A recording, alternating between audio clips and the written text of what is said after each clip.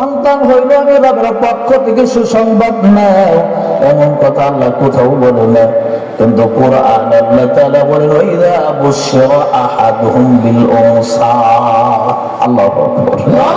আল্লাহ কোরআনে বলেন যার ঘরে একটা নারী একটা কন্যা সন্তান পাঠাইলাম, আমি রবের পক্ষ থেকে সুসংবাদ নেয়। এই কন্যা সন্তানের বাবা, তুমি কন্যা সন্তান নারী, এই কন্যা সন্তানের বাবা হইয়া মন খারাপ করবা না। আমি রব কিন্তু তোমার জন্য সুসংবাদ দিলাম। সুসংবাদটা কি? যদি তোমার জন্য সুসংবাদটা হলো মাইয়াটার আমি আল্লাহর দিন, আমি আল্লাহ তাআলার বিধান মোতাবেক যদি চালাইতে পারো, বিবাহের উপযুক্ত হইলে সুন্দর একটা পাত্র দেখা, সুন্দর কেমন গায়ের স্কিন সুন্দর বলে না, চরিত্র সুন্দর, আখলাক সুন্দর, আকমালুল মুমিনিনা ঈমানান আহসানুহুম খুলুকা। আর ওই ব্যক্তির ঈমান তো পরিপূর্ণ কামেল, যে ব্যক্তির আখলাক চরিত্র ভালো। আমার আল্লাহ কারো সূরত দেখা জান্নাত দিবে না, কারো পদ পদবী আল্লাহ তাআলা কারো পদ পদবী দেখা, কারো বংশমর্যাদা দেখা জান্নাত দিব না। আল্লাহ জান্নাত দিব বিকলবিন সালিম। আখলাক, উত্তম আখলাক বলা তবে সালিম, পবিত্র আত্মশুদ্ধির যে ব্যবস্থা করেছে, হোক না ছেলেটা কালো, হোক না ছেলেটা গরিব, কিন্তু আখলাক চরিত্র ভালো, দিনের বুঝ আছে, দিনের পথে চলে, আল্লাহর বিধানের কাছে মাথা নত করে দিয়েছে, এই ছেলেটার সঙ্গে তুমি বিবাহ দাও। আমি আল্লাহর কুদরতি জিম্মাদারিতে আমি আল্লাহ তাআলা তাদের দুনিয়ার ধন সম্পদ আমি আল্লাহ বানায়া দিব। সুবহানাল্লাহ। এক কন্যা সন্তানের বাবা নিজের মেয়েটাকে যখন দিনের পরিবেশে রাখবা, বিবাহের উপযুক্ত হইলে দিনদারি ছেলে দেখে বিয়ে দিবা। দিনদারি ছেলে মানে আলেম ছেলে না। দিনদারি হইলে কি আলেম হইলে কি দিনদারি হয়? হ্যাঁ, ওই একজন বিয়ে দিয়েছে ছেলে মাদ্রাসায় চাকরি করে হুজুরে, দুদিন পর পর কাম দেখায়, কি করে জামাই মেয়ের মারে, বিদেশ টানার জন্য কিছু আনতে পারে না। আমি এই কিনারে আমার ফোন তুলেছি, আমি যা খুব তবে স্কুলে যাবি নেই, অন্য জায়গায় লাগবে। আলেম হইলে দিনদারিত্ব হয় না। আলেম নামের কত জালেম। আবার মাদ্রাসায়, মহিলা মাদ্রাসায় পড়লেও সব মেয়েগুলো রাবিয়া বসরে হয় না। তার কারণটা কি? কারণ পারিবারিক শিক্ষা, ফ্যামিলির আদর্শ, উত্তম আদর্শ। মেয়েকে মাদ্রাসায় দিল লেখাপড়া করার জন্য, উত্তম আদর্শ শিক্ষার জন্য। বাসায় গেল ছুটিতে, এক সপ্তাহ ছুটি হলো মাদ্রাসায়, মা বাবা নামাজ পড়ে না, যেই সূরা মা বাবা নামাজ পড়ে না। মেয়ে মাদ্রাসা ছুটি হওয়ার পরে বাসায় যাওয়ার পরে মেয়েও নামাজ পড়ে না, মা বাবা কিচ্ছু করে না। মা বাবা সিরিয়াল দেখে, মা বাবার সঙ্গে মেয়েটাও সিরিয়াল দেখে।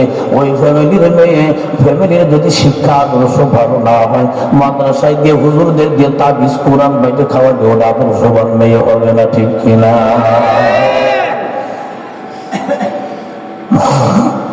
বন্ধুরা আমার, দিনদারিত্ব মানে যে ব্যক্তি দিন মেনে চলে, আল্লাহকে ভয় করে, দিনের বোঝ যার মধ্যে আছে, এমন ছেলে এমন মেয়ের সঙ্গে বিবাহ দাও, সংসার সুখময় করে দিবে, বরকতময় করে দিবে।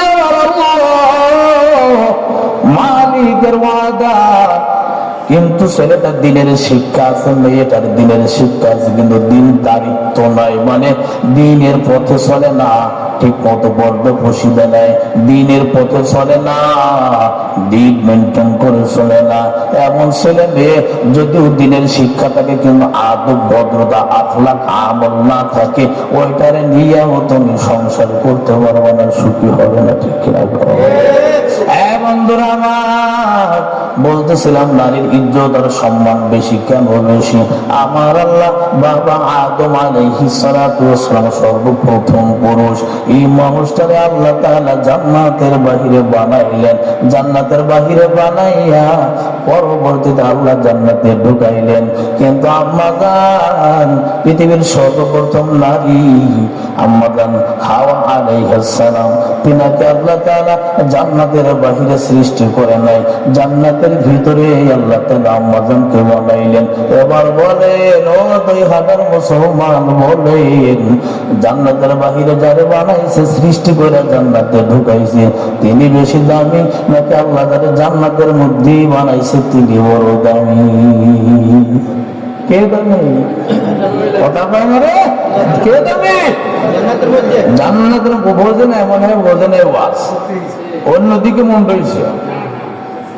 জান্নাতের মধ্যে যাকে বানাইলেন তিনি হলেন আম্মাজান হাওয়া।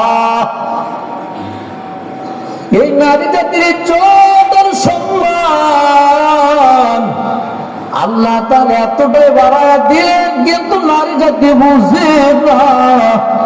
আল্লাহ তাআলা এই নারী জাতির উপরে নির্দেশ করলেন, অকর্ণা ফি বুয়ুতিকুন্না, ও নারী জাতি তোমাদের ইজ্জত আর সম্মানার্থে আমি আল্লাহ তাআলার নির্দেশ তোমরা ঘরে অবস্থান করবা।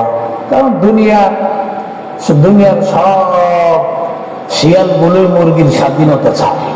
কথা কথা সব শিয়ালগুলোই চায় যে মুরগি খুবই খাসায় বন্দি না থেকে চলে আসুক, দুমসের খেতে, পাট খেতে, আলু খেতে চলে আসুক, এইটাই চাই নাকি?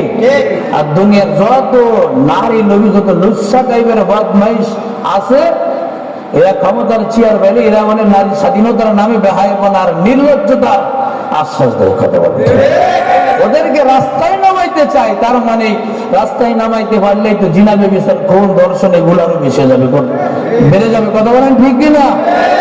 কিন্তু মালিক যে নির্দেশ দিল নারীদের প্রতি, নির্দেশ যদি মেনটেন করতো, মেনে চলত, জীবন ধন্য হয়ে যাইত। আল্লাহ বলেন, মান আমিলা সালিহান মিন যাকারিন আও উনসা ওয়া হুয়া মুমিন ফালানুহইয়ান্নাহু হায়াতান তাইয়্যিবা। ওই নারী পুরুষের জীবন ধন্য পবিত্র জীবন আমি আল্লাহ দান করব। বলে কোন নারী পুরুষ? বলে যে নারী পুরুষের জিন্দেগিতে ঈমান আনার পর আমালে সালেহ নেক আমল করে, নেক আমল করনে ওয়ালা নারী, করনে আবি নারী এবং করনে ওয়ালা পুরুষ, তাদের জীবন ধন্য করে দেব আমি আল্লাহ। সুবহানাল্লাহ। শাহ আব্দুল হক মুহাদ্দিস দেহলভী রাহমাতুল্লাহি আলাইহি কিতাবের মধ্যে একটি ওয়াকিয়াতের একটি ঘটনা লিখেন। তদানীন্তন সময় ভারতবর্ষের দিল্লির জমিনে দীর্ঘদিন যাবত অনাবৃষ্টি দেখা দিল। বন্ধু আমার, দিল্লির মুসলমান, দিল্লির মানুষ অনাবৃষ্টির কারণে পশু পাখির খাবারের কষ্ট, দিল্লির মানুষের কষ্ট, সকলে সিদ্ধান্ত নিল সালাতুল ইস্তিসকা নামাজ আদায় করার জন্য জমায়েত হলো ময়দানের মধ্যে। সকলে না খেয়ে প্রচন্ড কষ্ট আর মেহনত করে, প্রচন্ড ফাঁকা ময়দানে রোদ, তারপরে খাবার থেকে বিরত। এরে বন্ধুরা আমার, ওই ময়দানের মধ্যে সালাতুল ইস্তিসকার বৃষ্টি আসার নামাজ পড়লো, কিন্তু সকলের চেহারাটা বড় মনের মনটা বেজার হয়ে গেছে। বৃষ্টির কোনো বলা নাই, বৃষ্টি নাই, আসমানের মধ্যে মেঘ বলক দেখা যায় না, সকলের মনটা মলিন। হঠাৎ করে লক্ষ্য করে দেখে রাস্তা দিয়ে একটা সওয়ারি যাইতেছে, একটা উটের পিছনে একটা নওজোয়ান যুবক তার সওয়ারি উটটা থামায় দিল। যুবকটা নেমে দৌড়ায় আসে, ও ময়দানের ভাই, বলো বলো তোমাদের চেহারাটা, মনটা বড় মলিন, চেহারার মধ্যে দুঃখ কষ্টের ছাপ দেখা যায়। বলা বলো কিসের জন্য এত মানুষ, অসংখ্য মানুষগুলো জমিনের মধ্যে জমায়েত হয়েছে, বলো। সকলে ডাক দৌড়ের যুবক, কি বলবো দুঃখের কথা, দীর্ঘদিন দিল্লির জমিনে বৃষ্টি নাই, সালাতুল ইস্তিসকা বললাম, কোন সমাধান হইল না, আসমানের মধ্যে মেঘ দেখা যায় না, আল্লাহ তাআলা বৃষ্টিও দেয় নাই। যুবক ডাক দিয়ে বলতেছে, আপনারা যদি অনুমতি দেন আমি একটু দোয়া করতে চাই। বলে বলো বলো, তুমি দোয়া করো, দোয়া করো।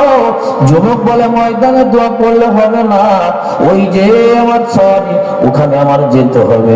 দৌড়ে যুবক গেল, যাওয়ার পরে আসমানের দিকে মাথা উঠাইয়া দুই হাত বাড়াইয়া যুবক চোখের পানি ছিল কান্দে।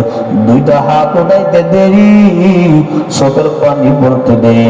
মুহূর্তের মধ্যে বিনা মেঘে আল্লাহ তাআলা অমুসলধারে ওই দিল্লির জমিনে বৃষ্টির ব্যবস্থা করে দিলেন। সুবহানাল্লাহ। ময়দানের সব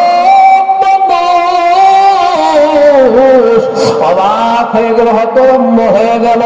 এর যুবক বলো বলো, এমন কোন আয়াত, কোন শব্দ, কোন দোয়া দ্বারা তুমি প্রার্থনা করেছ যার কারণে দোয়া কবুল হলো? যুবক বলে, আমি যুবকের কোন কারামতি নয়, এই কারামতি হলো যে উঠের উপরে আমার আম্মা জান বসে আছে, এমন ভাবে পোশাক পরিধান কইরা উটের উপরে বসে আছে যে মাকে দেখলেও বোঝা যাবে না মহিলা নাকি অন্য কোন জিনিস। মানে এতটাই ঢিলা ঢোলা পোশাক, আর বাহিরে সফর হালাতে এমন ভাবে ঘিরে বাহির হয়েছেন যাকে দেখে সহজে অনুমান করা যায় না ওর মধ্যে মহিলা না পুরুষ না অন্য কোন মাল সামান। ওই যুবক বলতেছে, আমার আম্মা জানার কাছে গেলাম, কারণ আমি যুবক, 30 থেকে 32 বছরের যুবক। আমি এই যুবক কোনদিন আমার মাকে কোনদিন আমি নামাজ ছেড়ে দিতে দেখি নাই। এই 30 বছরের মধ্যে আমার আম্মা জানকে আমি কোনদিনও রোজা ছেড়ে দিতে দেখি নাই। 30 বছর বয়সের মধ্যে আমি আমার আম্মা জানকে কোনদিন বাবার মুখে মুখে তর্ক করতে দেখি নাই, বাবার অনুমতি ছাড়া কোথাও যাইতে দেখি নাই। আমার আম্মা জানকে কোন পরপুরুষের সঙ্গে কথা বলতেও দেখি নাই। আমার আম্মা জানকে কেউ দেখি নাই। আমি 30 বছরের মধ্যে আমি নিজেই সন্তান সাক্ষী, আমি কোনদিন দেখি না আমার মাকে কোন পরপুরুষ দেখেছে এবং আমার আম্মা যেন কোন পরপুরুষের দিকে তাকাইছে। আমার মায়া নবী বলে, ইয়া আলী লা তাত্তাবি'ন নাযরাতান নাযরা ফাইন্না লাকাল উলা লাসানিয়া। নবী আমার নিজের জামাতা আলীকে ডাক দিলেন, ও আলী সাবধান, কোন বেগানা নারীর দিকে নজর দিবা না। এর বন্ধুরা আমার নসিহতের ক্ষেত্রে জামাই শরীরের গভীর সম্পর্ক, মহব্বত তার কেমন? মায়ার নবী বলেন, আনা মাদিনাতুল ইলমি ওয়া আলিয়ুম বাবুহা। আমি নবী মুহাম্মদ ইলমের শহর, ইলমের খনি ভান্ডার, ইলমের মার্কাজ। আমার জামাতা আলী সেই ইলমের দরজা। সুবহানাল্লাহ। আর জোরে বলেন সুবহানাল্লাহ। নবী আমার ডাক দিয়ে বলেন, আলী সাবধান, চোখের হেফাজত করবা, নজরের হেফাজত করবা। ইয়ালামু খাইনাতাল আ'য়ুন ওয়া মা তুখফিস সুদূর। সাধারণ গুনাহ মনে করিও না, যত গুনাহের জন্ম দেয় চোখের দেখা, চোখের দেখাটা এটাই হলো গুনাহের সূচনা। কথা বলো ঠিক কিনা? মানুষ চক্ষু দিয়ে যেটা দেখে অন্তরে সেইটা কল্পনা করে, ওইটা বাস্তবায়ন করার জন্য, বাস্তব রূপায়ণের জন্য মানুষ চেষ্টা মেহনত চালায়। এই জন্য আল্লাহ বলেন, রে বান্দা চোখের খেয়ানত করবে না। ইয়ালামু খাইনাতাল আ'য়ুন। তুমি রাস্তা দিয়ে চললে যতক্ষণ পর্যন্ত তোমার ডাইনে বামের বন্ধুকে যতক্ষণ পর্যন্ত নিজের খাহেসাতের মনের কথা না বলবা, ততক্ষণ পর্যন্ত তোমার হাত ধরে চলা বন্ধু কিন্তু তোমার কথা বুঝতে পারবে না। কিন্তু তোমার চোখের গোপন গুনাহ তোমার সাথে চলে যে সেও নিজেও বুঝতে পারে না। চোখের গুনাহ হলো গোপন গুনাহ, গোপন সূত্রে গুনাহ হয় চক্ষু দিয়ে। কথা বলো ঠিক কিনা? চোখ মুহূর্তের মধ্যে, পলকের মধ্যে গুনাহ করে ফেলে। কিন্তু মায়ার নবী বললেন, আলী নজরের হেফাজত করবা। এ দুনিয়ার মানুষ মায়ার নবী আলীকে নসিহত করলেন। এই নসিহত শুধু আলীর জন্য নাকি সব উম্মতে মুহাম্মাদের জন্য? সব উম্মতের জন্য। এর উম্মত তোমরা নজরের হেফাজত করবা। নবী আমার নসিহত করলেন নজরের হেফাজত করবা। আমার মালিক আয়াত নাযিল করে বলে ইয়ালামু খাইনাতাল আয়ুন, নজরের হেফাজত করবা, চোখের খেয়ানত করবা না। অন্তরের মধ্যে তোমরা যে কল্পনা কুকল্পনা তোমরা লালন করো, এটা দুনিয়ার কেউ জানে না, একজন জানেন, তিনি কে বলো? আল্লাহ তাআলা কোরআনে আয়াত নাযিল করে সতর্ক করলেন। মায়ার নবী জামাতা আলীকে নসিহত করে সতর্ক করলেন, হে আলী, প্রথম নজর যদি কোনো বেগার নারীর দিকে পড়ে যায়, প্রথম নজর আমার আল্লাহ মাফ করে দিবেন। সুবহানাল্লাহ। কারণ আমার আল্লাহ জালেম নয়, কোন মানুষের উপর আমার আল্লাহ জুলুম করে না। সূরা ইউনূস 11 নম্বর পারা আল্লাহ বলেন, ইন্নাল্লাহা লা ইয়াযলিমুনা আন-নাস ওয়ালাকিন্নান নাস আনফুসাহুম ইয়াযলিমুন। আল্লাহ তাআলা বলেন, জুলুম আমি আল্লাহ কোন মানুষের উপর জুলুম করি না, কোন বান্দার উপর জুলুম করি না। আমি আল্লাহর জন্য হারাম, বান্দার জন্য জুলুম করা হারাম। আল্লাহ তাআলা বলেন, বান্দার উপরে যত আযাব গজব আসে, এই আযাব গজব বান্দার নিজের জুলুমের কারণে, অন্যায়ের কারণে, নিজের দুই হাতের উপার্জন করে কামায়। ওমা সাবাকুম মিন মুসিবাতিন ফাবিমা কাসাবাত আইদিকুম। আল্লাহ তাআলা বলেন, বান্দা, দুনিয়ার মধ্যে ভূমিকম্প হয়, আযাব গজব, করোনা, যত বড় আসমান জমিনের বাবা মুসিবত আছে, এগুলো আমি আল্লাহ তোদের উপরে দিয়ে জুলুম করি না। এগুলো হলো বিমা কাসাবাত আইদিকুম, তোদের দুই হাতের কামাই। ঠিক কি না বলো? আল্লাহ স্পষ্ট বলেন, মানুষের উপর আমি আল্লাহ জুলুম করি না। ও আল্লাহ জুলুম করো না, তাহলে তুমি কেন এত নতুন নতুন আযাব গজবে গ্রেফতার করো? আমার আল্লাহ তার জবাব দেয়, বান্দা, আমি তোকে পাঠাইলাম দুনিয়ার মধ্যে গোলামি আর দাসত্বের জন্য। বান্দা, তুই দুনিয়ার মধ্যে প্রতিযোগিতা দিয়ে আমি আল্লাহর নাফরমানি করো, এনে তুই জমিনটারে কলুষিত, জমিনটারে নাপাক করছ। এর যুবক ভাই, যে জমিন দিয়ে চলবা, কোনো কটু কথা, বাজে কথা বলবা না, গুনাহের কোনো চিহ্ন জমিনের মধ্যে রাখবা না। হয়তো জমিন দিয়ে চলার সময় জবানে জিকির করো, এই জিকিরের আওয়াজ ডাইনে বামের গাছপালা তরুলতা গুলো শুনবে, এইগুলো তোমার পক্ষে হাসরে মাসরে বামের দরবারে সাক্ষী দিবে। তোমার এই বন্ধ রাস্তাতে যখন চলতো, ওর জবানে তোমার নামের জিকির, ওর জবানে তোমার নামের জিকির, তোমার নামের গুণগান। দুই বন্ধু রাস্তা দিয়ে যেত, ইমানি আলোচনা করতে করতে যাইতো, জমিন সাক্ষী দিবে, ডানে বামের গাছপালা তরুলতা সাক্ষী দিবে। এই সাক্ষীর কারণে আমার আল্লাহ তোমার মাফ করে দিতে পারে। কথা বলো ঠিক কিনা? জমিনের মধ্যে কোন গুনাহের চিহ্ন রেখো না। যদিও কোন গুনাহ হয়ে যায়, জমিনের মধ্যে কোন গুনাহের সাক্ষী থাকে, তাহলে এই গুনাহের সাক্ষী বসে দেওয়ার একটা পদ্ধতি সিস্টেম আল্লাহ তাআলা জানাই দিলেন। ফাফিরু ইলাল্লাহ ওয়াসারিউ ইলা মাগফিরাতিন মির রাব্বিকুম। আল্লাহু আকবার বলেন। শয়তান মানুষের গুনাহের দিকে নির্দেশ দেয়, ওয়া আমরুকুম বিল ফাহশা।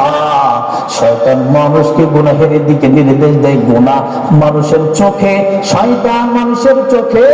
ওয়া কায়্যাদনা লাহুম কুরানা ফাযায়্যানু লাহুম মা বাইনা আইদিহিম ওয়া মা খালফাহুম। শয়তান তোমার নজরে দুনিয়া চাকচিক্য করে দেখাবে, শয়তান তোমার নজরে ডান বাম পিছন সামনে সদর দিক থেকে গুনাহগুলো চাকচিক্য শোভনীয় করে দেখাবে। ওয়া আমরুকুম বিল ফাহশা, গুনার দিকে তোমাকে নিয়ে যাবে। আর আমার আল্লাহ বলেন, বান্দা, আল্লাহু ইয়াইদুকুম মাগফিরাতাম মিনহু ওয়া ফাদলা। আল্লাহু আকবার। আমার আল্লাহ দেখতেছো, বান্দা, শয়তান তোর গুনার দিকে নিয়ে যায়। আমি কত দর মাওলা, কত দর মালিক, আমি তোরে ডাকতেছি, বান্দা আয়, আমি আল্লাহর দিকে আয়, আমি আল্লাহ ক্ষমা করতে এর জন্য রেডি। তুই শুধু অনুনয় বিনয় কইরা নত হইয়া জীবনের ভুল ত্রুটি কথা স্বীকার কইরা জমিনের মধ্যে গুনাহের যত সাক্ষী রাখছ, এই সাক্ষী গুলোকে ঘোড়ায় দেওয়ার জন্য তুই শুধুমাত্র আমি আল্লাহর কাছে ফিরে যাই, মাথা নত করি, তওবা কর। আমি আল্লাহ জমিনের সব সাক্ষী আমি আল্লাহ ভোলাই দিব। সুবহানাল্লাহ। এ বান্দা, আমি আল্লাহ দুনিয়াতেই তোর সিলা খুঁজতে থাকি রে বান্দা, কোন সিলা তোকে মাফ করে দিয়ে যায়। যাই হোক বন্ধুরা, আমার ওই কথাটুকু শেষ করে আসি। যুবকটা কান্না করে বলতেছিল যে আমার মাকে আমি কোনোদিন দেখিনি কোনো বেদনা পর পুরুষের সঙ্গে কথা বলতে, কারণ আমার মা কোরআনের আদর্শ জীবনে বাস্তবায়ন করছে। আজ বাংলার মুসলমান আমার পর্দার মা বোনেরা আমার, আজ আমরা কোরআন যারা জানি তারাও ঠিক মতো মানি না, আর যারা জানি না তাদের তো কোনো খবরই নাই, কারণ জানলে ওয়ালাদের তারা অনুসরণ করে না। কথা বলে আমাদের আমার এই যুবতী বোনেরা আমার, যুবক ভাই, এ গাড়ি বাগা মুরব্বী হাফেজ সাহেব, দিলের কানটা লাগে শোনেন। আল্লাহ তাআলা সূরা আহজাবের মধ্যে বলেন, এ দুনিয়ার নারী জাতি, দুনিয়ার মধ্যে যখন কোন প্রয়োজন যদি দেখা দেয় অন্য কোন বেগানা পর পুরুষের সঙ্গে কথা বলতেই হবে, তখন তুমি কিভাবে কথা বলবা মালিক শিক্ষা দেয়।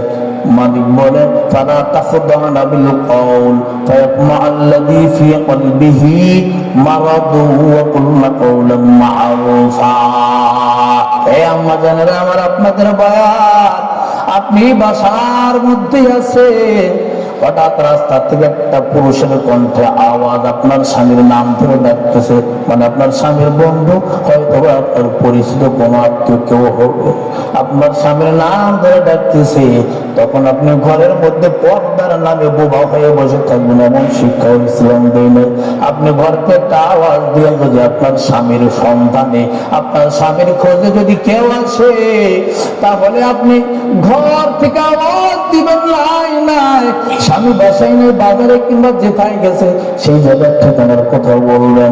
কিন্তু কিভাবে বলবেন? মালিক বলেন ফালা তাখদানা বিল কওল, নরম কণ্ঠে আর কোমল সুরে বলবো না। কোমল সুরে যদি বলো, উভয়ের মধ্যে যে একটা আকর্ষণ দিয়ে আমি আল্লাহ সৃষ্টি করেছি, ওই রোগে আক্রান্ত হইয়া ধ্বংস। কথা কয় না রে? ওয়াকুলনা কওলান মা'রুফা, কথা বলবা নাই সঙ্গত। ঘর থেকে রাস্তা থেকে যদি কেউ কোনো পুরুষের কণ্ঠে যদি কোনো প্রশ্ন করে, ঘর থেকে ম্যাডামে সঠিক উত্তর দেবে, কিন্তু কণ্ঠের মধ্যে কোনো নবদীয়তা নম্রতা থাকবে না, একটু কল করে ভাষা থাকবে। কথা কন না? আসলে ঠিক আসেনি? আছে। রাস্তাতে যদি বলে কে, আপনার স্বামীর বন্ধু, স্বামীর বন্ধু বলে তো আমার বন্ধু, ভিতরে ছুটে আসে, একসাথে চা খাই, আছে না নাই? স্বামীর বন্ধু মানে আমার বন্ধু, ভিতরে চলে আসে, একসাথে বলছে চা খাই। এই চা খাইতে খাইতে উনি বিদেশটা এসেছে, বউ অন্য না ভাই। কথা বলে রে? তাহলে এই কোরআনের আদর্শ যদি থাকতো, শিক্ষা থাকতো, তাহলে এই এতদূর ধ্বংস হইতো, এই নিজের ফ্যামিলিটা সংসারটা নষ্ট হতো। কথা বলেন? সংসারটা নষ্ট হতো না। জবাব বলতেছে আমার মা কোন বর পুরুষকে দেখে নাই, ওই যে এক নজর দেখলে মা, একটা নজর যাওয়ার সঙ্গে আমার মা নজর ফিরায় নাই। এ 2000 যুবক, প্রথম নজর যদি আল্লাহ মাফ কইরা দেয়, প্রথম নজরে 10 মিনিট দেখবা যায় গেছে, কয় মিনিট? কোন কোন আলেমরা বলছে সর্বোচ্চ 6 সেকেন্ড থাকতে পারো, তাকাইতে পারবো, এরপরে আর তাকানো যাবে না। নবী সরাসরি বলে প্রথম নজর পড়ার সঙ্গে দৃষ্টি ফেরাইয়া নিবে, প্রথম নজর ফিরাই নেবে মা, দ্বিতীয় নজর আবার ইচ্ছা করে তাকাবে, চোখের খেয়ানত হয়ে যাবে, আমল নামায় কবিরা গুনাহ জমা হয়ে যাবে। এই যুগের এই জামানার মানুষ বলে তোর মশলা, কত বড় বড় হুজুর, কত বড় হাজি, কত ভালো মানুষের দেখলাম, এইসব মানে না। আমার আল্লাহ বলেন তামাম দুনিয়ার মানুষ আমি আল্লাহর কোরআন থেকে যদি মুখ ফিরাইয়া নেয়, আমি আল্লাহর বিন্দু পরিমাণ ক্ষতি হবে না, ঠিক কিনা? তামাম দুনিয়ার মানুষ যদি আমার নবীর আদর্শ না মানে, আমার নবীরও কোনো ক্ষতি নাই, আমার আল্লাহর কোনো ক্ষতি নাই, বরং দুনিয়ার সব কিছু ধ্বংস হয়ে যাবে। কুল্লু মান আলাইহা ফান ওয়া ইয়াবকা ওয়াজহু রাব্বিকা যুল জালালি ওয়াল ইকরাম। দুনিয়ার সব ধ্বংস হবে, শুধু পদ্মা সেতু ধ্বংস হবে না। কথা বল না রে, পদ্মা সেতু হবে। ফায়াযারুহা কাআন সাফসাফা লা তারা ফিহা ইওয়াজা ওয়ালা আমতা। আরে শুধু পদ্মা সেতু নয়, পৃথিবীর জমিনে যত উন্নত রাষ্ট্র আছে সব এমন ভাবে ধ্বংস হবে। আল্লাহ আল্লাহ তারা ফিহা ইওয়াজা ওয়ালা আমতা। গোটা পৃথিবীর জমিনে কোথায় মুন্সিগঞ্জ, কোথায় ফরিদপুর, কোথায় নারায়ণগঞ্জ, কোথায় ঢাকা, কোথায় সৌদি আরব, কোথায় আমেরিকা, লন্ডন, কোন নাম নিশানা পৃথিবীর মধ্যে থাকবে না। এ বিক্রমপুরের মুসলমান, যখন একটা রাস্তা ছিল মাত্র, দোনো পাশে কত মানুষের জমি চাষাবাদ করেছেন, রাস্তা যখন 4টা লেন হইলো, বন্ধুরা আমার, কত মানুষ জমি বিক্রয় করছে। কার জমি কোন জায়গায় ছিল এখন কি আপনি সেই নিশানা দেখাইতে পারবেন? সম্ভব নেই। সে চিহ্ন কোনো আছে? আমার ওই ফরিদপুরে রান গাইতো আমি কয়েকবার হারাই দিছি যখন কাজ শুরু করেছি। সামান্য ছোট্ট একটু জায়গায় স্ট্যাম্প ছিল, সেটার এখন কয় মূল লোক দিয়ে করছে, সে মূল নেমে নতুন নতুন হারাই দিছি। কোন দিক মাওয়া, কোন দিক বলছে, দিক ঠিক থাকে না। আল্লাহ বলেন জমিনে কোনো নাম নিশানা থাকবে না, মানে পৃথিবী ধ্বংস হবে, জমিনে কোনো বড় যুক্তি থাকবে না, কোনো বড় যুক্তি থাকবে না, দুনিয়ায় কিছু থাকবে না, মাথার উপরে আসমান থাকবে না, চন্দ্র সূর্য কিছু থাকবে না। বলে তাহলে এগুলো কিসের জন্য বানাইছে? আল্লাহ বলে তোদের জন্য বানাইছে, আমি আল্লাহর জন্য না। আসমান বানাই আমি আল্লাহ বলি নাই, লি আমি আল্লাহর জন্য বলেছি, লাকুম তোদের জন্য। সুবহানাল্লাহ। জমিন বানাই আমি আল্লাহ বলি নাই, লি শব্দ ব্যবহার করি নাই, আমি আল্লাহর জন্য। কারণ জমিনে ঘোরাফেরা, সেলফি তোলা, ভিডিও করা, শুটিং করা আমি আল্লাহর কাজ না। কথা বল না কেন? এই জমিন দে বান্দা আমি আল্লাহ তাআলা তোদের জন্য বানাইলাম। আল্লাহু জাআলা লাকুমুল আরদা করারা। আমি আল্লাহ তাআলা বসবাসের উপযোগী করলাম, তুমি তোদের চলাফেরা করার জন্য।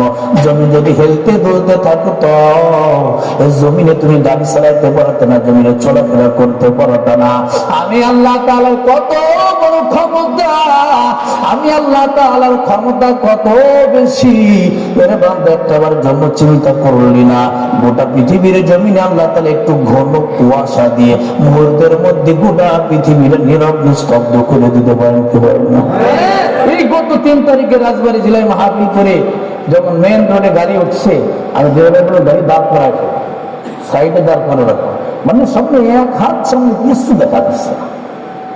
আর পাশে সাথে সফর সাথে মাওলানা জাহিদুল ইসলাম সাহেব, উনি বলতেছেন রাস্তা কই, মানে উনি ভয় পেয়ে গেছে যে মানে নিচে ঘুরে গেল কিনা গাড়ি, মানে এতটা কুয়াশা। আর গাড়িগুলো কত আস্তে আস্তে চলছে, মনে হচ্ছে আপনি হেঁটে গেলে আপনি চলে যাবেন। এই সামান্য এই কুয়াশার হাত পা আছে? হাত পা আছে? কোন শক্তি আছে? শুধু একটা কুয়াশা, ঘন কুয়াশা দিয়ে গোটা পৃথিবীটা আল্লাহ তাআলা কিভাবে নীরব করে দেয়। আর মানুষ আল্লাহর শক্তি সম্পর্কে মানুষের কোনো ধারণাই নাই। এই যে বিমানগুলো মাঝে মধ্যে দেখা যাচ্ছে, খবর নিউজ পত্রিকায় শোনেন না যে মাঝে মধ্যে বিমানগুলো ল্যান্ড করতে পারে নাই, অন্য কিসে বিমানবন্দর অন্য জায়গায় যে ল্যান্ড করছে, আমার শোনা যায় না কিসের জন্য, দেখাই যায় না যেন কোথায় নামবে। মালিকের কত ক্ষমতা। আর 2 দিনের আমরা সামান্য একটু ওয়ার্ডের মেম্বার হইলে আর এর পিছনে আরো তো অগণিত সংস্থা থাকে। কথা বলে না কেন? এই মেম্বার আর চেয়ারম্যানে যতটুকু পাওয়ার, এর থেকে সংসদের পাওয়ারে মানুষ সমাজে বাসই করতে পারে না। আমি মাঝে মধ্যে একটা কথা বলি যে গামছা আছে না, গামছা, এই গামছাটাকে যদি সুন্দর করে এইভাবে পরা যায়, লুঙ্গির মতো পরা যায়, শুধু মাঝখানে একটা সেলাই নাই, তাই গামছা। একটা সেলাই দিয়ে দিলে কি হয়ে যেত লুঙ্গি, কিন্তু সেলাই নাই, লুঙ্গির মতোই দেখতে, সেলাই নাই, তার নাম গামছা। নেতার মতোই ভাবসাব, পদ পদবি কিছু নাই, তার নাম সামসা। কথা বলে না রে? এই চামচাগুলো সমাজের মধ্যে ফিতনা ও অশান্তি বেশি সৃষ্টি করে। কথা বলেন ঠিক কিনা? আল্লাহ বলেন যতটুকু ক্ষমতা ভাইসের বাহাদুরি বেইনসাফি জুলুম অত্যাচার করবা আমি আল্লাহ কিচ্ছু পাবো না। কারণ অন্যায় করার সাথেই ধরা, এটা আমি আল্লাহ তাআলার সিফাত না। রহমান রহিমের এই ব্যাখ্যা করতে উলামা হযরত হয়রান শেষ, জীবন শেষ, গভীরে খুঁজে পাওয়া যায়। কথা বলেন ঠিক কিনা? আরে মালিক, আমাদের কক্সবাজার যাইতেছিলাম বিমান, হুজুর আমার পাশে বসে, হুজুর দেখছি বিসমিল্লাহ তাফসীর করতেছে। আমি ফার্স্ট টাইম বিমান, হুজুর বিসমিল্লাহ তাফসীর করতেছে আর ই করতেছে, হবে দরবার শুকরিয়া করতেছে আল্লাহ। 24,000 ফুট উপরে উঠছে বিমানটা। তা মালিক, এটা তোমার দয়া সারা সম্ভব না, পাইলটের ক্ষমতা নাই। এই যে যশোর, গত 4 বছর আগে যশোর বিমানবন্দরে ওখানে এই বিমান ল্যান্ড করবে, কিন্তু কোনোভাবে তুফান শুরু হয়েছে, ঝড় নামতে পারে না। পাইলট বা সারা মুসলমান অনেক জিকির, আল্লাহকে স্মরণ, দোয়া করে যাচ্ছে করতে করতে অবশেষে আল্লাহ তাআলা হেফাজত করছেন। আল্লাহ তাআলা হেফাজত করেন, জমিনে নামছে। নামার পরে এই কতগুলো যাত্রী ছিল, কত বড় বেঈমান যাত্রীগুলো বলে পাইলটের পারদর্শিতার কারণে আমরা সুন্দরভাবে জমিনে নামতে পারছি না। আল্লাহ তাআলা বলেন ফাইদা রাকিবু ফিল ফুলকি দাআবুল্লাহ মুখলিসিনা লাহুদ্দিন ফালাম্মা নাজ্জাহুম ইলাল বাররি ইযা হুম ইশরিকুন। আল্লাহ বলেন মানুষ যখন মুসিবতে বিপদে পড়ে তখন মুখলিসিনা লাহুদ্দিন, মনে প্রাণে হৃদয় উজাড় করে আল্লাহকে ডাকে।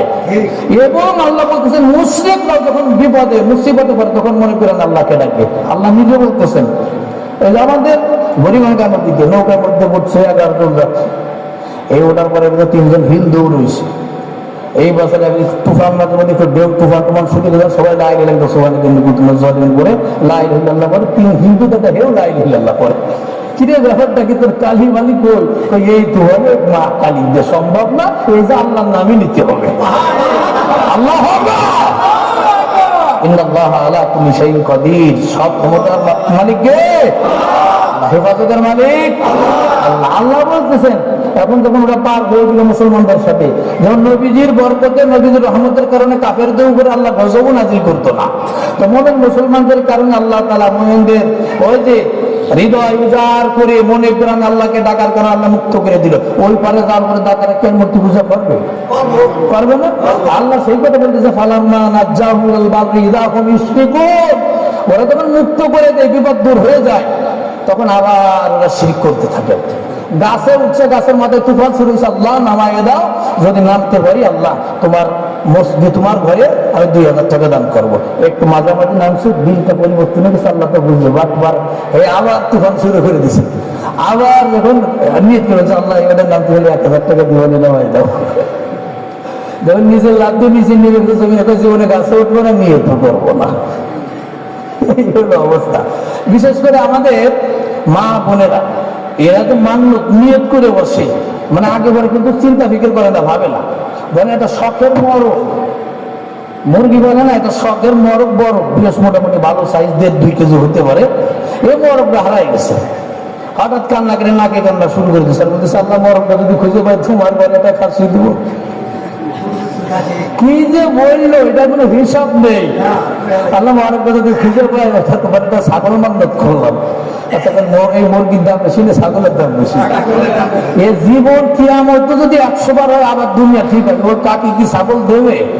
ওই মরক পাইলে দেবে? এখন যদি মরক পেয়ে যায় তাহলে কাকির উপর ওয়াজিব হয়ে গেছে না ছাগল দেয়া। এখন যদি না দেয় আল্লাহ অন্যদিকে আর একটা বিপদ ঢোকাই দেয়, আল্লাহ দিতাম কিন্তু তুমি আগেই বিপদ আর একটা দিয়ে দিলে।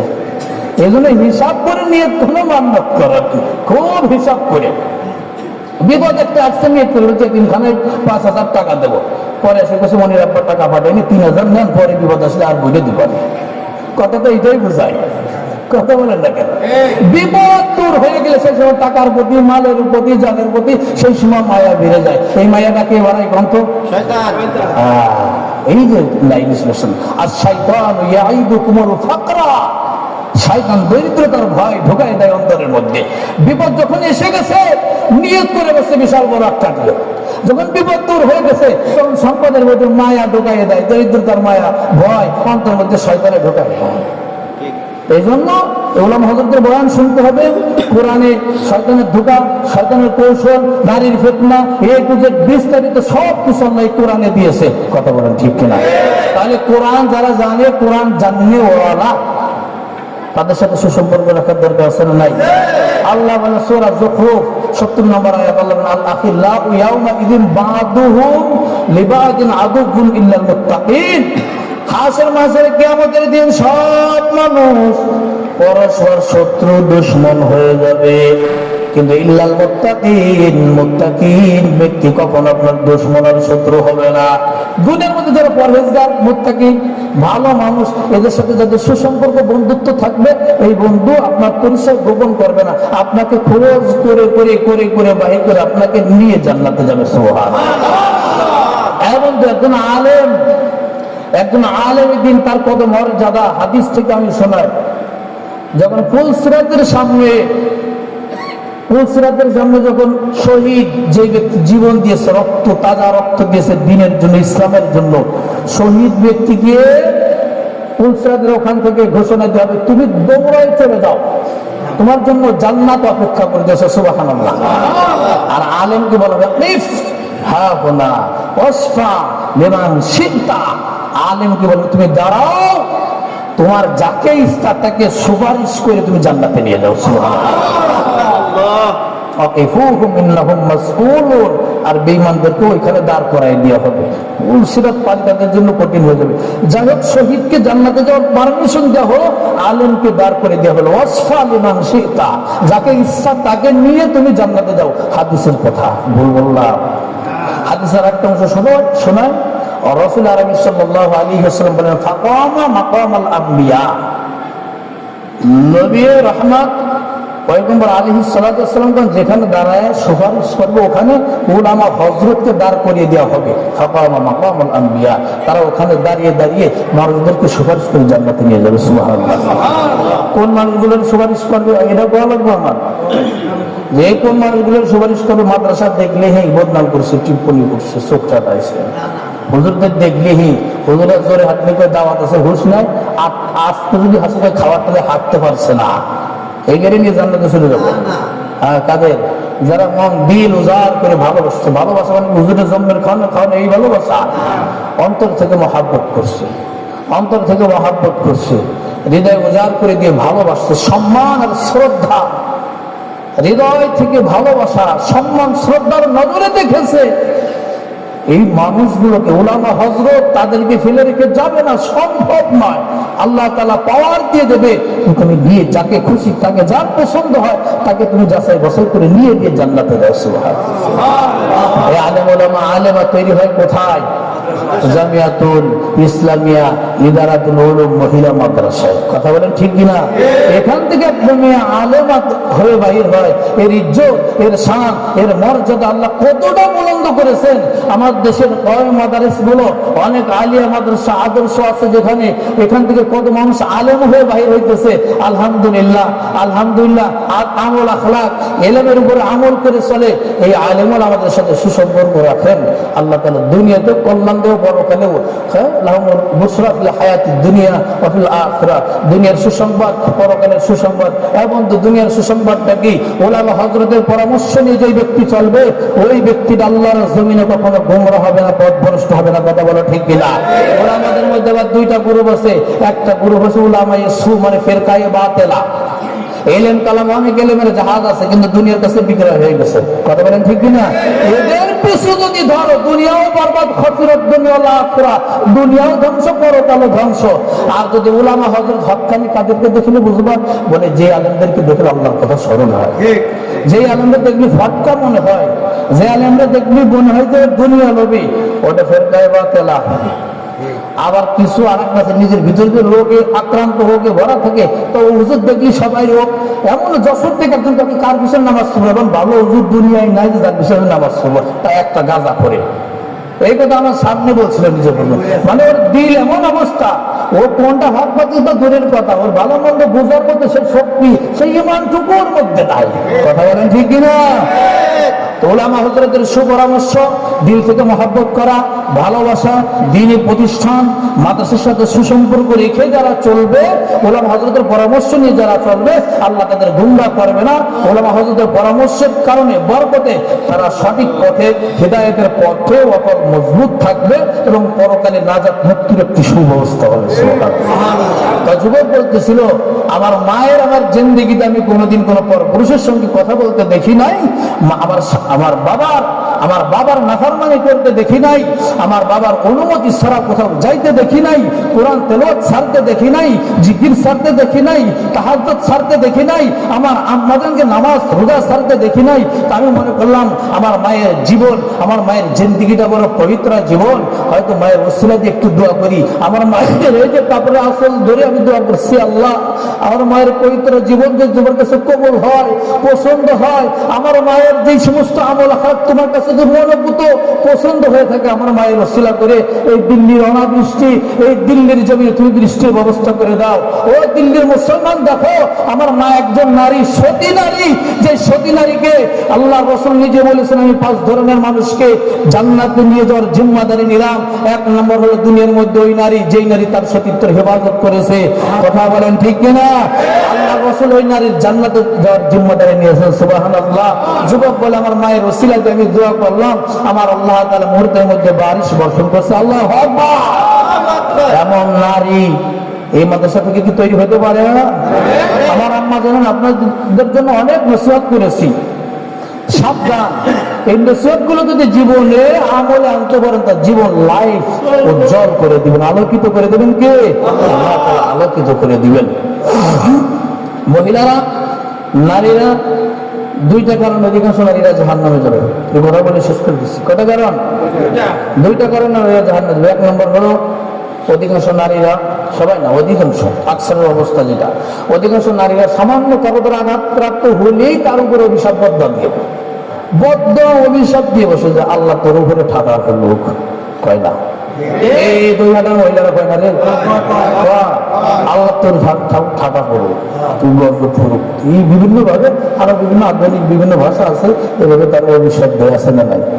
আর 2 নম্বর হলো স্বামীর না শুকরিয়া। কার না শুকরিয়া? স্বামীর না শুকরিয়া। স্বামীর না শুকরিয়া কি 20 বছর 30 বছর ধরে সংসার করতেছে, একদিন তো আর এভাবে বাঁকা যদি উল্টা পাল্টা ভুলভাল করতেই থাকে।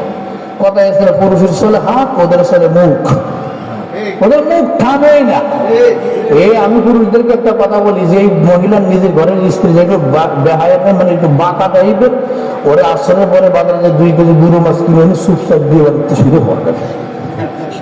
কথা বুঝেন নাই? ঠান্ডা মাথায় সাইজ করবেন, ঠান্ডা রাগারাগির দরকার নাই। 1-1.5 কেজি গুঁড়ো মাছ কিনে নিয়ে আসলে পরে বাসায় বোর কাছে দিয়ে আপনি শুরু করেন বাড়ি থেকে, নাহলে আপনার কষ্ট পিঠের উপরে বাড়ি পড়বে। কিন্তু এটা কুটে দেখ কেমন লাগে আর কি। ওই নিজে বক বক করবে, ওইগুলো পরিষ্কার করবে। কথা বল ঠিক কিনা? আরো রাগে কিন্তু আমাদের রাগে কাজ হবে, দ্রুত করবে।